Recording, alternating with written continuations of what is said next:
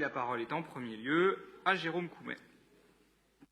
Merci Monsieur le maire, mes chers collègues, c'est normal qu'il y ait plusieurs vœux sur ce sujet. La situation est tellement dramatique qu'il ne sera pas nécessaire de déployer d'interminables développements.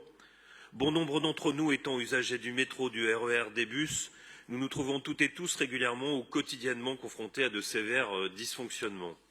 Au-delà de la problématique liée au recrutement des chauffeurs, notamment des lignes de bus, des bus qui fonctionnent en mode très dégradé, imposant des temps d'attente parfaitement anormaux aux usagers, nous ne pouvons que constater et déplorer un très important problème de la qualité des transports en commun. C'est d'ailleurs extrêmement regrettable de ne pas obtenir la transparence sur la qualité de service ligne par ligne. Certes, les retards affichés de 30 minutes réguliers parlent d'eux-mêmes, mais c'est tout à fait anormal que nous n'arrivions pas à obtenir des chiffres précis. Alors les causes, nous les connaissons. La principale est le déficit abyssal lié à la crise Covid. Et face à cette situation très critique, au moment où l'État et la présidente de la région se renvoient la balle, il est de plus en plus question de faire payer l'addition aux usagers en augmentant le prix du pass Navigo.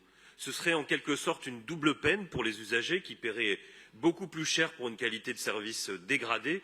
Et face à cette situation, rappelons d'ailleurs la très importante contribution de la ville de Paris annuelle, c'est donc normal que nous demandions des comptes et que nous nous positionnons. Et nous proposons donc à notre Conseil de prendre cette position, d'abord pour demander de la transparence, c'est le minimum qu'on puisse attendre, ensuite pour demander un retour à la normale et enfin pour affirmer notre opposition à une augmentation du pass Navigo, contraire à l'histoire et contraire à notre volonté de développer les mobilités douces. Merci à vous.